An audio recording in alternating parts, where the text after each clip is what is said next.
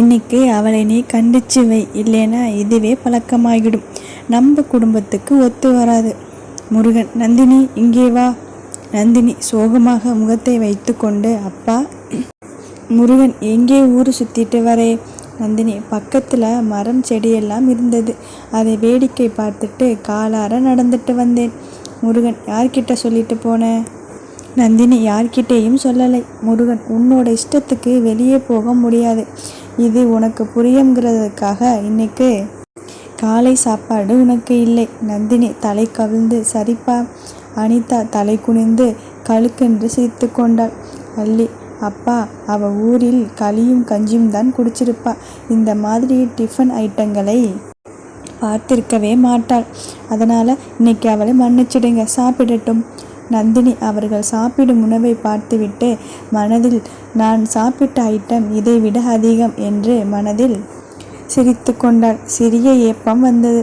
அனிதா, பசி ஏப்பம். நந்தினி பவ்யமாக, நான் ரூமுக்கு போறேன் என்று சொல்லி சென்று விட்டாள். ரூமை அடைந்ததும் அவளுடைய கட்டில் மேல் புதிய ஃபோனும் வார்ட்ரோப் நிறைய உடைகளும் அடுக்கியிருந்தது.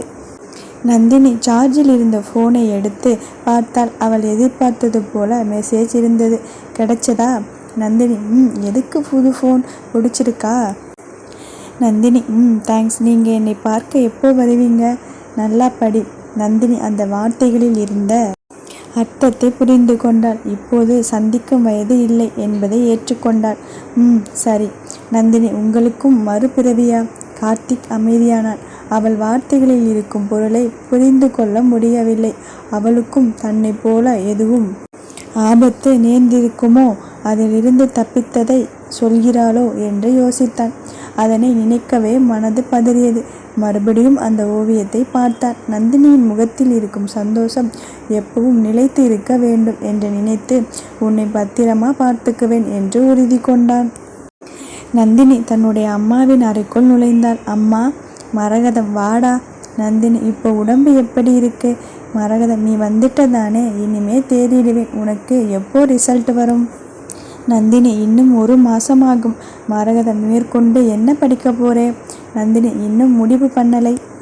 மரகதம், நல்லா யோசி, நல்லா படிக்கணும். இந்த லீவு நாட்களில் ஏதாவது கம்ப்யூட்டர் கோர்ஸ் படிக்கிறையா? நந்தினி, யோசிக்கிறேன். இப்போதைக்கு எனக்கு ஒன்றும் புரியலை. மரகதம், அல்லி பிஸ்னஸ் மேனேஜ்மெண்ட் படிக்க போகிறாளாம். அனிதா ஏற்கனவே இன்ஜினியரிங் 3வது வருடம் படிக்கிறாள்.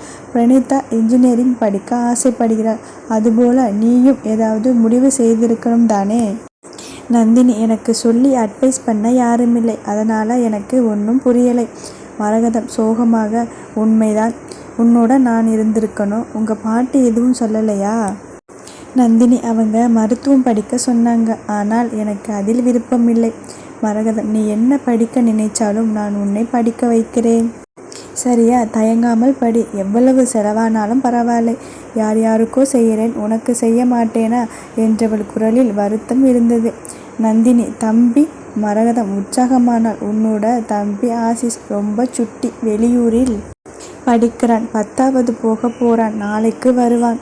நந்தினி, முந்தைய பிறவியில் தம்பி தன்னை ஏற்றுக்கொள்ள வேண்டும் என்று மிகவும் முயற்சி செய்தாள். அவனுக்காக என்னென்னவோ செய்தாள். ஆனால் கடைசி வரை அவன் ஏற்றுக்கொள்ளவே இல்லை. ஆனால் இப்போது அப்படி ஒரு முயற்சி செய்ய தயாராக இல்லை. நந்தினி, சரிம்மா, நான் கொஞ்சம் காலார நடந்துட்டு வரேன். மரகதம், போயிட்டு வா. நந்தினி அங்கிருந்து கிளம்பினாள். அவர்கள் இருக்கும் குடியிருப்புக்கு வெளியே சிறிது தூரத்தில் ஏரி ஒன்று இருந்தது. அதை நோக்கி நடந்தாள். அவளுக்கு முந்தைய பிறவியின் நினைவுகள் தெளிவாக இருந்ததால், முழுவதும் பழக்கப்பட்ட இடம் என்பதால் பயமின்றி சென்றாள். படிப்பு எல்லாமே ஆனந்துக்காக செய்திருந்தாள். ஆனால் இப்போது தனக்காக வாழ வேண்டும். இந்த நாட்களில் என்ன செய்யலாம் என்ற யோசனையில் ஏரியின் ஓரம் இருக்கும் பூங்காவின் புல்தரையில் அமர்ந்தாள். நந்தினி பூங்காவில் அமர்ந்திருக்க அருகில் நிழலாடியது. யாரென்று நிமிர்ந்து பார்க்க கார்த்திக் நின்று கொண்டிருந்தான். நந்தினி, நீங்கள் எதுக்கு இங்கே நடந்து வந்தீங்க? உங்கள் சேர் எங்கே? கார்த்திக் அவள் பக்கத்தில் அமர்ந்து கொண்டு, பின்னாடி இருக்கு. இங்கு வரை நகர்த்திட்டு வர முடியலை, அதனால் எழுந்து வந்துட்டேன். நந்தினி, உங்களை தான் நடக்கக்கூடாதுன்னு டாக்டர் சொல்லியிருக்காங்க தானே? கார்த்திக் ஆனால் கொஞ்சம் நடந்தால் பரவாயில்லை. நந்தினி இது எந்த டாக்டர் சொன்னது? கார்த்திக் நான் தான். நந்தினி நல்லா காலை நீட்டி உட்காருங்க. கார்த்திக் காலை நீட்டி கொண்டான். என்ன யோசனை? நந்தினி அம்மா அடுத்து என்ன படிக்க போறேன்னு கேட்டாங்க. எனக்கு என்ன சொல்றதுன்னு தெரியலை. கார்த்திக் என்னிடம் சொன்ன மாதிரி சொல்ல வேண்டியது தானே? நந்தினி ரொம்ப குழப்பமாக இருக்கு. நீங்கள் சொல்லுங்க, நான் என்ன படிக்கட்டும்? கார்த்திக் எனக்கு ஒரு யோசனை இருக்கு, ஆனால் உனக்கு பிடிக்குமான்னு தெரியலை. நந்தினி முதல்ல சொல்லுங்க. கார்த்திக் வீட்டில் பார்த்தே இல்லை விஷ்ணுப்ரியா. நந்தினி உங்கள் முதலாளி. கார்த்திக் விடமாட்டா போல இருக்கே. அவங்க தான். அவங்க ஒரு காஸ்டியூம் டிசைனர். நந்தினி அப்படியா? கார்த்திக் முழுசா கேளு. அவங்க கிட்ட டிசைனிங் கற்றுக்கோ. நந்தினி அதுதான் போன வாழ்க்கையில் கற்றுக்கிட்டேனே. சரி. கார்த்திக் இப்போ உங்கள் பாட்டி ஆசைப்படி நீ என்ட்ரன்ஸ் எழுதி மருத்துவம் படி. நந்தினி நோ, ஒரு சாதாரண வாழ்க்கைக்கு தேவையான மருத்துவ சிகிச்சைகளை நானே செய்திடுவேன்.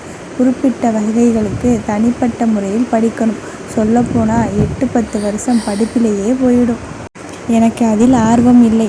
நான் சொந்தமாக தொழில் தொடங்கணும். கார்த்திக் அடேங்கப்பா, பெரிய தொழிலதிபர் ஆக போறீங்க.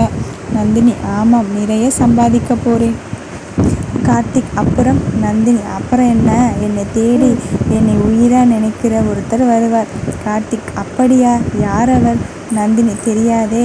கார்த்திக் அப்புறம் எப்படி உறுதியாக சொல்லற? நந்தினி அது எனக்கு தெரியும். கார்த்திக் சிரித்தான். அப்புறம்? நந்தினி அவரை கல்யாணம் செய்துக்கிட்டு நான் சாவதற்குள் அவருடைய வாழ்க்கைக்கு ஒரு துணையாக குழந்தையை பெற்று கொடுத்துட்டு போயிடணும். கார்த்திக் அவள் வார்த்தையை கேட்டு கோபமுற்றான். நந்தினி என்ன பேசுகிற? அறிவிருக்கா உனக்கு? என்ன வயசாகுது? சாகிறதை பற்றி பேசிட்டு இருக்கே. நீ ரொம்ப நேர்மறையான துடிப்பான பொண்ணுன்னு நினச்சேன். நான் தான் தப்பாக நினச்சிட்டேன் என்று எழுந்தே சென்றான். நந்தினி பின்னாலே எழுந்து கொண்டு அவனை துரத்தினாள். சார், நான் தப்பாக பேசிட்டேன், என்னை மன்னிச்சிடுங்க, கோபப்படாதீங்க.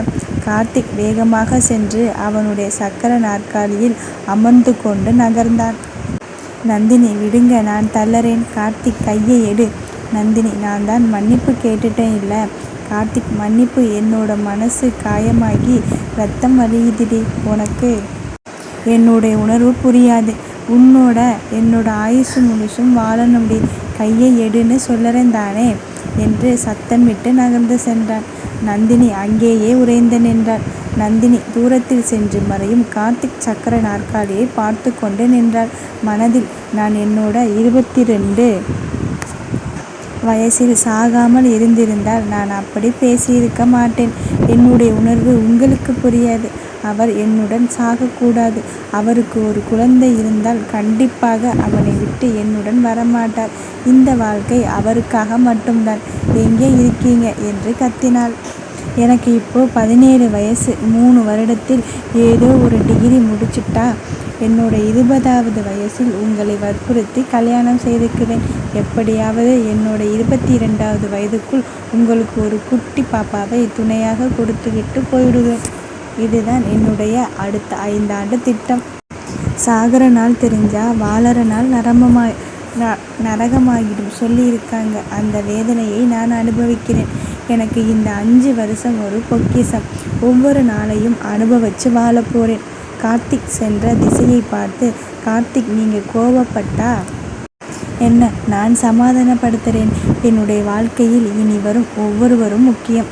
நந்தினி வீட்டுக்கு ஓடி சென்று அம்மா என்று மரகதத்தை கட்டி கொண்டு படுத்து கொண்டாள். மரகதம் என்ன என்னோட செல்லக்குட்டி, திடீர்னு சந்தோஷமாக இருக்கிற மாதிரி இருக்கு. நந்தினி அம்மா நான் முடிவு பண்ணிட்டேன். அள்ளி போல நானும் பிஸ்னஸ் டிகிரி முடிக்கிறேன். மரகதம் சரி, அம்மா ஏற்பாடு செய்கிறேன். இது அவ அப்ளிகேஷன் வாங்கிட்டாளான்னு பார்க்கலாம். இல்லைனா உனக்கும் சேர்த்து வாங்க சொல்லறேன். மரகதம் மெல்ல நடந்து நந்தினியுடன் ஹாலுக்கு வந்து, பார்வதி அள்ளியை வர சொல்லு.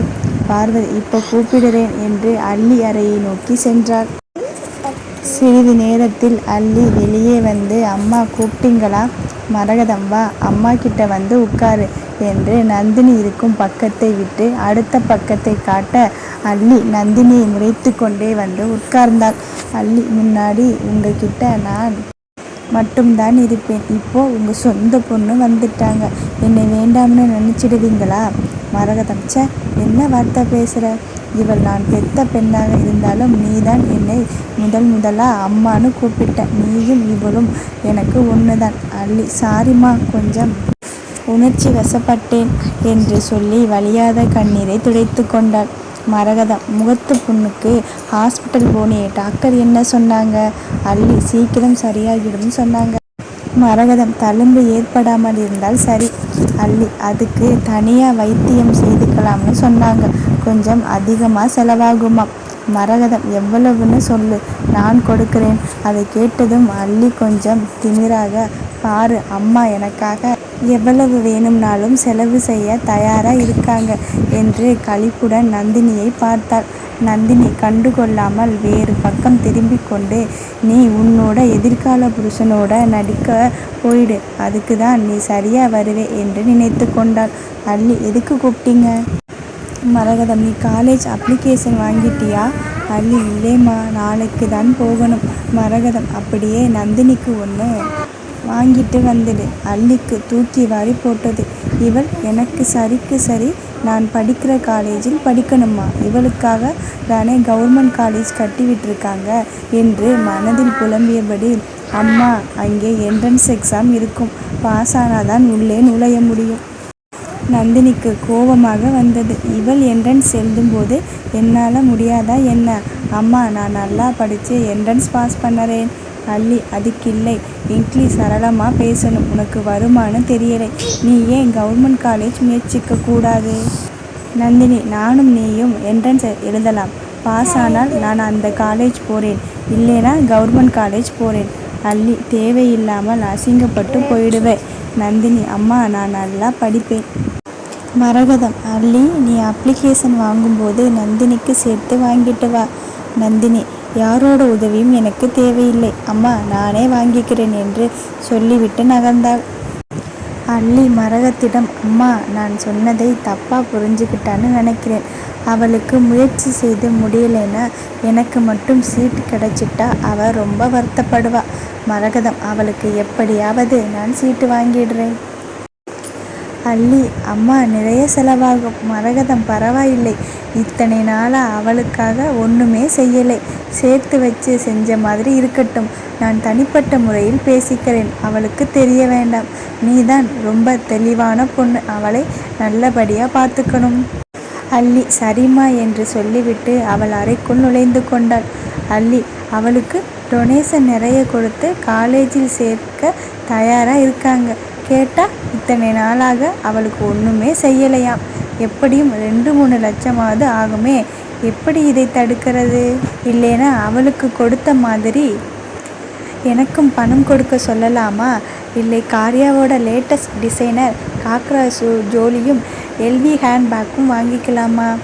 மாலை நந்தினி காம்பவுண்ட் மேல் அமர்ந்து கொண்டு, இந்த அடியாளை காணுமே, கால் தான் ரிப்பேராக இருக்குது, இல்லை அமைதியாக ஒரு இடத்தில் இருக்க வேண்டியது தானே, அங்கும் இங்கும் சுற்றிட்டு இருக்கானே.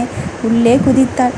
டானி குறைக்க ஆரம்பித்தான். கார்த்திக் அந்த சத்தம் கேட்டு ஜன்னல் வழியாக பார்க்க, அங்கு டானி நந்தினியை தாக்க தயாராக எதிர்த்து நின்றான். கார்த்திக்கு ஒரு நிமிடம் இதயமே நின்றுவிடும் போல இருந்தது. டானி என்று கத்திக்கொண்டு சேரில் இருந்து இறங்கி ஓடினான். டானி அவள் மேல் பாய்வதற்குள் கார்த்திக் குறுக்கே புகுந்து நந்தினியை தன்னோடு ஒளித்து கொண்டான். டானி நொடியில் சுதாரிக்க முடியாமல் அவன் வாயில் கார்த்திக் மணிக்கட்டு மாட்டி கீறியது. கார்த்திக் கையில் இரத்தம் வழிய அதை பற்றி யோசிக்காமல் நிதானித்து நிற்க முடியாமல் நந்தினி மேல் சாய்ந்தான். நந்தினி அதிர்ந்தாள். எங்கிருந்து வந்தான் இவன்? இப்படி கால் வேதனையை தவித்து கையில் இரத்தம் வழிய அவனின் வலி நிறைந்த முகத்தை பார்த்து வருந்தினாள். சார், கார்த்திக், அமைதியா இரு. கார்த்திக் அவளை விட்டு நகர்ந்து, முருகேஷ், டேனியை கூட்டிட்டு போ. நந்தினி தன்னால் அடிபட்டு நிற்கும் கார்த்திக்கை பார்த்து, சார். கார்த்திக் எழுந்து தடுமாறி நின்றான். உனக்கு ஒன்றும் அடிபடலையே? நந்தினி, இல்லை சார். கார்த்திக், உள்ளே போ. நந்தினி, நீங்கள் என்னை பிடிச்சிக்கோங்க, உள்ளே கூட்டிட்டு போகிறேன். கார்த்திக், என்னோட வெயிட் உன்னாலே தாங்க முடியாது. என்னோட சேர் எடுத்துட்டு வர சொல்லு. நந்தினி, இருங்க நானே எடுத்துட்டு வரேன் என்று திரும்பி நடப்பதற்குள் சேர் எடுத்து வந்தான் வாசு. வாசுவின் உதவியுடன் சேரில் அமர்ந்தான். நந்தினி ஓடி சென்று கையில் நீரும் சோப்பும் எடுத்து வந்தாள். ஒரு நிமிஷம் கையை காட்டுங்க என்று அவன் கையை இழுத்து பிடித்து கொண்டு காயம்பட்ட இடத்தை சோப்பு போட்டு கழுவி விட்டாள். கார்த்திக் அவள் பதற்றத்துடன் செய்வதை ரசித்து கொண்டிருந்தான். பக்கத்தில் நெருங்கியவர்களை மற்றொரு கையால் நகர்ந்து செல்லுமாறு சைகை செய்தான். நந்தினி, சார், பல்லு ஆழமாக பட்டிருக்கும் போல இருக்கு. வாங்க ஹாஸ்பிட்டல் போயிட்டு வந்துடலாம். இருங்க நான் ஆட்டோ பிடிச்சிட்டு வரேன். இந்த கையால் ரத்தம் வெளியே போகாமல் அழுத்தி பிடிச்சிக்கோங்க என்று சொல்லிவிட்டு ரோட்டை பார்க்க ஓடினாள். வாசு, சார், நான் டாக்டர் வர சொல்லட்டுமா? கார்த்திக், வேண்டாம் நானே வரேன்னு சொல்லு. நந்தினி ஆட்டோவுடன் வந்தாள். கார்த்திக்கை சக்கர நாற்காலியில் இருந்து எழ வைத்து தாங்கி கொண்டு ஆட்டோவில் ஏற்றினாள். ஆட்டோ டிரைவர் கார்த்திக்கை பார்த்து வணக்கம் வைக்க வந்தவனை கண்ணால் சைகை செய்து அமர்த்தினார். நந்தினி, இங்கே பக்கத்தில் இருக்கும் ஹாஸ்பிட்டல் போங்க, சீக்கிரம் ரத்தம் அதிகமாக போகுது. ஆட்டோ டிரைவர், எந்த ஹாஸ்பிட்டல்னு சொல்லுங்க. நந்தினி, ஐயோ எனக்கு எதுவும் தெரியலையே, ஏங்க நீங்கள் சொல்லுங்க என்றதும் கார்த்திக் ஹாஸ்பிட்டல் பேரை சொல்ல டிரைவர் அதை காதில் வாங்கி கொண்டு ஹாஸ்பிட்டல் நோக்கி விரைந்தார். நந்தினி, ஏங்க இன்னும் எவ்வளவு தூரம், சீக்கிரம் போங்க என்று பதறினாள். கார்த்திக் மனம் முழுவதும் சந்தோஷத்தில் துள்ளியது. அவள் தனக்காக படும் பதற்றத்தை உள்ளூர ரசித்தான். கார்த்திக்கின் கையை இறுக்கி பிடித்து கொண்டாள். கார்த்திக் அவள் மேல் சாய்ந்து கொண்டான். நந்தினி, ஏங்க மயக்கமா இருக்கா, கொஞ்சம் பொறுத்துக்கோங்க. டிரைவர் சார், கொஞ்சம் சீக்கிரம் போங்க ப்ளீஸ்.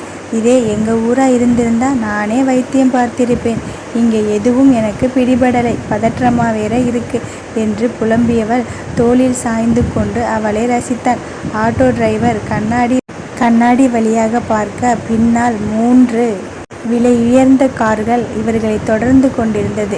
டிரைவர் புரிந்து கொண்டான், இந்த பெண் சாருக்கு ரொம்ப முக்கியமானவள் என்று மனதில் சொல்லி கொண்டான். ஹாஸ்பிட்டல் வாசலில் இறங்கியவுடன் வீல் சேருடன் நர்ஸ் ஒருவன் இவர்களை நெருங்கினான்.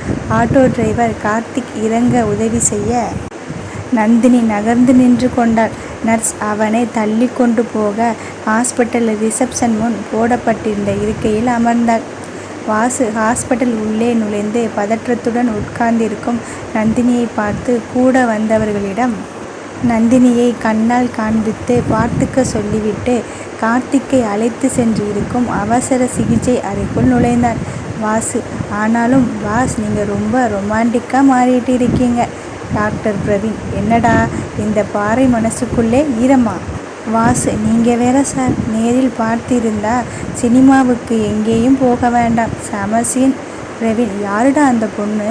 கார்த்திக், டேய் வேலையை பாருடா. வாசு, ஆனால் சார் உங்களுக்கு தான் ஆப்போ, எங்கள் மேடம் கூட டாக்டர் தான்.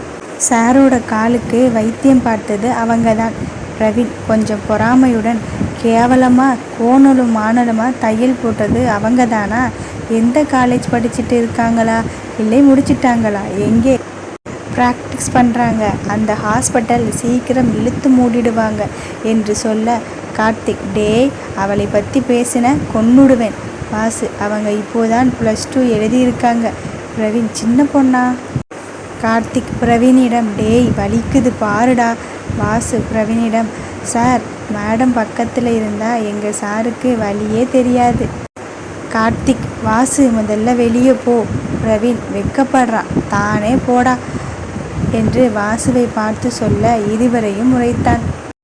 நந்தினி வெளியே உட்கார்ந்திருக்க கார்த்திக்கை சக்கர நாற்காலியில் வைத்து தள்ளி கொண்டு வந்தான் வாசு. நந்தினி அவர்களை பார்த்து எழுந்து அவர்களிடம் ஓடி வந்தாள்.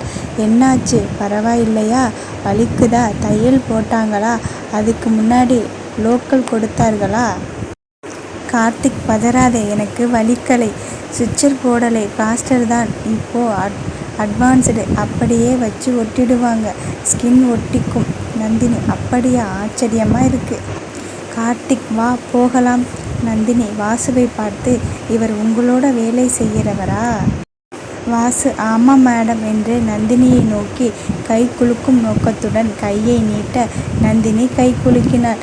கார்த்திக் கோபமானான். அவர்கள் கையை பிடித்து நந்தினியை பிடித்து இழுத்து என்னை தள்ளிக்கிட்டு வா.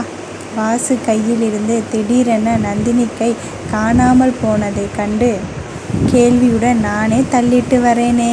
கார்த்திக் வாசுவை பார்த்து வேண்டாம் நீ போ என்று அவனை துரத்தி விட்டான். கார்த்திக் நந்தினியிடம் என்னோட கையை பிடிச்சிக்கோயேன். நந்தினி ஏன் வலிக்குதா?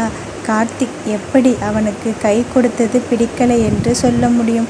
அதனால் அவள் கேட்ட கேள்விக்கு என்று சொல்ல நந்தினி கார்த்திக் கையை பிடித்து கொண்டு ஒரு கையால் நாற்காலியை நகர்த்தி கொண்டு ஹாஸ்பிட்டல் வெளியே போக முன்னால் ஒரு சிவப்பு நிற லம்போகினி நின்றது. நந்தினி நான் ஆட்டோ பிடிச்சிட்டு வரட்டுமா? வாசு அந்த காரில் இருந்து இறங்கி இதில் ஏறிக்கோங்க என்றதும் நந்தினி எதுக்கு காரெல்லாம்? முன் ஜென்ம நினைவுப்படி இது ஒரு விலையுயர்ந்த சொகுசு கார் என்பது தெளிவாக தெரிந்தது.